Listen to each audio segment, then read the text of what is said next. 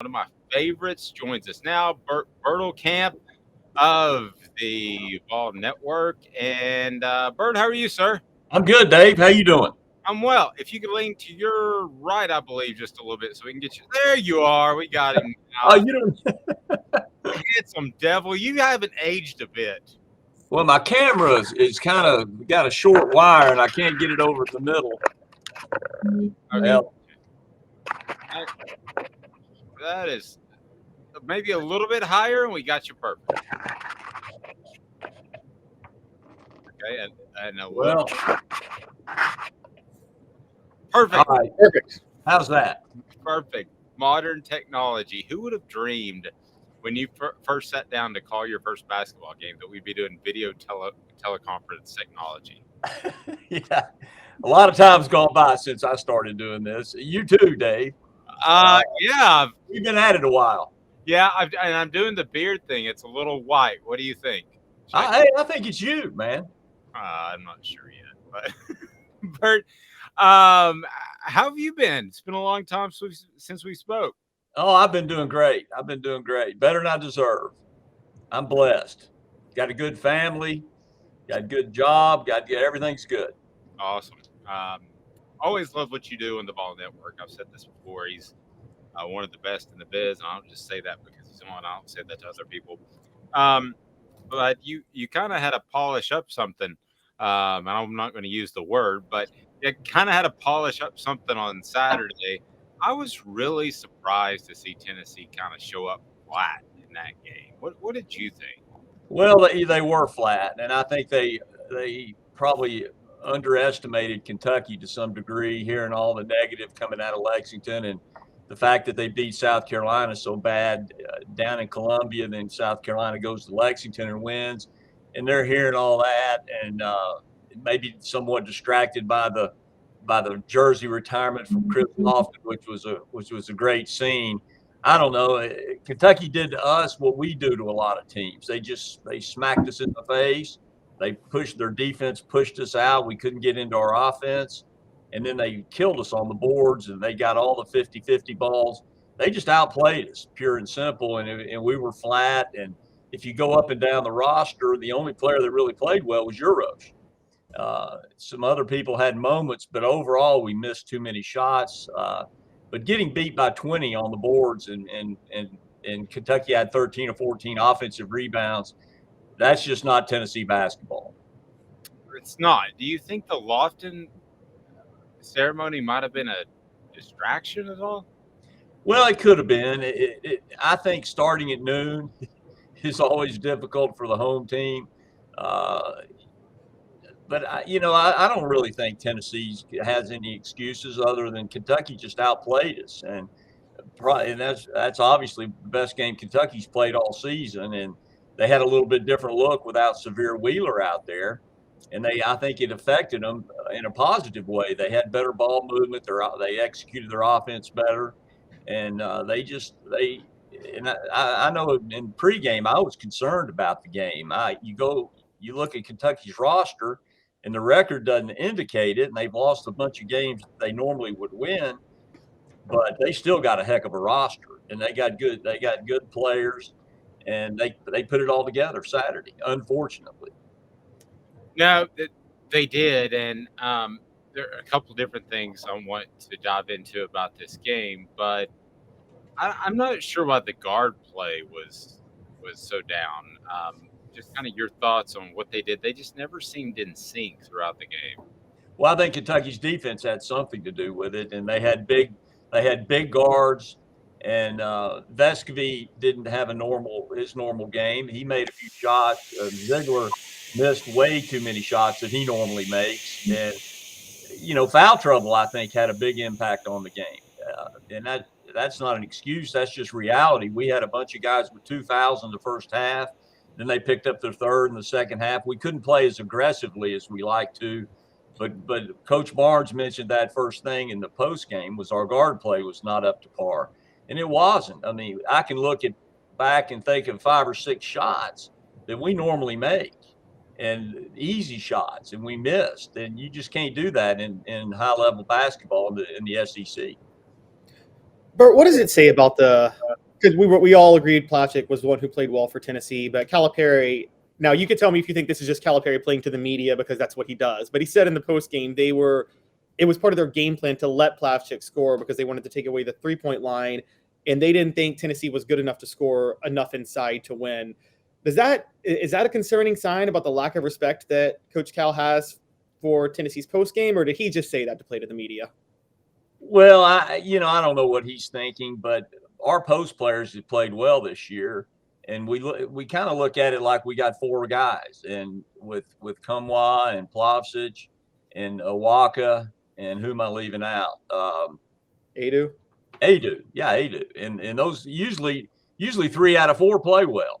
Well, 1 out of 4 played well, and but I can see that being the game plan. We ended up 3 for 21 from the 3-point line, and the teams that have done well against us have really blanketed Vescovy and kept him from getting open looks because he wants to shoot, catch and shoot. He can score off the dribble some, but his game is catch and shoot. And the 3-pointers that we took were contested. And Kentucky's long. They build that wall and they're like us. They've got the talent and the flexibility that they can switch on the perimeter, and they just beat us up. And they played Plavsic one-on-one. They had Sheway playing directly behind him, and they didn't come with a double team. Most teams do and force it out, and we like to play inside out. So that's probably where Coach Cal's coming from. We throw it inside and they double team and we kick it back out for an open three. That happens all the time, and they didn't allow that to happen. Urosh was able to score, but the other bigs just didn't have very good nights. Kentucky's now 11-6, and headed into the game, there were signs at Rupp Arena, go to Texas, and all this sort of stuff. When you watch their personnel, why is that an 11-6 team instead of a much better record? Well, I think they've had chemistry issues, to be honest. They've got good players like they always do, and they've got size and length, and they probably have not been getting as good a guard play as they need. Sheway's been being Sheway. I mean, his numbers are about like they were last year when he won Player of the Year. But some of their other players have just not contributed like they normally would. Toppin, for instance, and they've also had injuries in their defense. But I don't know enough about them to say for sure. But it just seems like they've been out of sync most of the season, and they aren't having any fun, and they've got a tremendous amount of pressure on them. And probably the Tennessee game relieve some of that pressure, but and they don't have the super go-to guy. Sheway's not really a go-to guy offensively. He's more of an offensive rebounder, clean it up kind of guy, although he did make a couple jump shots. But they just haven't been in sync would be my thing, because they got the talent. What do you think of the fans turning against Calipari, who has he's probably got 5 all-pro teams that are playing in the NBA, but only 1 championship. And we know how high their expectations are in the Commonwealth. What do you make about fans turning on him? Well, they've underachieved is probably the biggest thing. And those people love basketball. They're the greatest fans as far as support that you can imagine in college basketball, for sure. But really, since 2015, they really haven't been a factor. They've not been to the Final Four. They've not gone deep into the tournament, and for the talent level that they've got, they've frankly underachieved. They had a really bad year in 20, the COVID year, and then last year they get knocked out by St. Peter's. And I just don't think that's acceptable in Lexington. Much like when that kind of thing happens here, people get upset. And I think coaches nowadays make so much money, they're not giving any leeway. The fans are ready to jump them, and social media, and of course Kentucky's under the microscope. It's unbelievable. You go on. We were at the SEC tournament, and a buddy of mine's son is a manager at Kentucky, and he talks about them having to have security with them because the fans want to get autographs. They want to be around the players. I mean, it's like a bunch of rock stars running around, and the fans are just crazy. So it doesn't surprise me at all. But you got to ask yourself a question: if it's not going to be Calipari, who are you going to get? Who are you going to get to be your coach? I don't know. I don't know if they're at the point of making that decision. It sounds like it'd be a pretty expensive decision, but there's clearly tension up there for sure. Well, and he has here. If you're Kentucky, the administration and the fans, you better be careful because he has a quick trigger. I think he would be willing to leave, make a lot of money, and then he could go to Northwestern Texas University, States, West, East, whatever it is. And with his connections to Nike, Bert, he's going to pop up as an NCAA tournament team within a year. Yeah, they'd probably see him again. You're right. You're right. He may. I just don't think he's going anywhere. I think it's a bunch of talk myself. Well, I think Kentucky would be wise for him not to go anywhere. And I agree with you that he's underachieved, but the way he's got things rolling right now, he literally could go somewhere else and have success immediately. So I would tread very carefully if I were Kentucky's administration. Yeah. Well, we'll see. They got tension between football and basketball. There's tension between Mitch Barnhart and Calipari, evidently.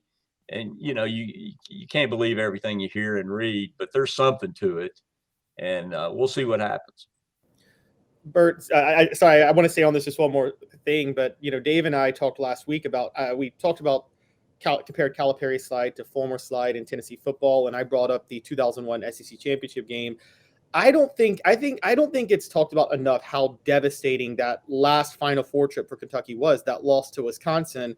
I just feel like the program's never recovered from that because that should have been the best team of all time, and they never should have lost that game. And Bo Ryan coached circles around Calipari in that game, I thought. Was that the undefeated team that got beat? Yeah, the undefeated team. Yeah, that was a heck of a team, and you look at the players that they've had come through, and it's incredible. But that probably took a lot of wind out of their sails. But I think the bigger thing is these. And it's not so much anymore with the transfer portal. He's got some veterans, but they're new veterans, and trying to blend these players together with freshmen and then with transfers is not an easy job anywhere. Frankly, I mean, Tennessee has the same issue. All the schools do. When you're preparing for a game, you look at the players, and it used to be you remember a guy as a freshman and a sophomore and a junior, and you watch them progress. Well, they're not there that long, and they've got all new players coming in that have sometimes been to 2 and 3 different schools, and I think that's a factor. But you're probably right. That did take some wind out of their sails, but it doesn't affect the new players coming in. They don't know anything about it. They don't care anything about it. So, it's tough having a brand new team every year. Exactly. Yeah, I think it's neat, it's fun, but after a while, it's a little bit of fool's gold. On the flip side, you've got Rick Barnes, who develops players. He's also 68 years old, and listen, I think he's awesome for Tennessee. If he was 48, coach another 30 years, whatever you need. But he is 68. Just from when you're around him, do you get the sense of how much longer he wants to coach? Because he's evidently taking care of himself. He seems incredibly young. He's energetic, but 68. So I'm just kind of curious how much longer you think he'll want to coach. I think he'll coach for several more years. It wouldn't surprise me if he didn't coach 5 or 6 more years. Wow. I have not talked to him about it, but I just being around him, he's high energy. He never sits still. He loves the game. I don't know what he'd do if he didn't coach. I'm sure he's got outside interests, and of course he'd want to be with his family. His daughter lives in Austin, and she has several children, and I know he loves being with his grandchildren. But he's not a golfer, I don't think, seriously, and I don't know what he would do. And he's such a hard worker, and he's so intense. And again, he hasn't told me this, but I wouldn't be surprised if he didn't coach 4 or 5 more years. Yeah, he seems like a lifer type of guy. So you're saying that Jerry Green could beat him on the golf course? Yeah. Well, I don't know if Jerry can play. He's trying to play, but yeah, he probably would beat Rick. Rick doesn't play a lot of golf. Yeah. I don't think Rick leaves early with his golf bag, like maybe I accidentally saw Jerry Green do one time during practice. I don't think there's many comparisons you can make between the two. I'll leave it at that. That's well put. Bert, you're absolutely one of the best. The insight you give and the excitement is just a perfect mix. So, love listening to you. That's part of the reason I planned errands and recorded the game, which I said earlier in the show. So, you guys keep it up, and hopefully, you're nowhere close to retirement because you're a treasure. Well, I'm getting old, but I appreciate the kind words, Dave. It's great to be on with you guys. I had you pegged at 49. 49. That you're close. Yeah, you and me. You're under though. You're under. Yeah, you and me are the same age. I'll be 49 in March. No, I'm a lot older than you. I don't want to reveal it. I'm getting up there in the big numbers, up near retirement age. Well, don't retire from the Ball Network. Have a blessed day, sir. All right, y'all take care. Thank you.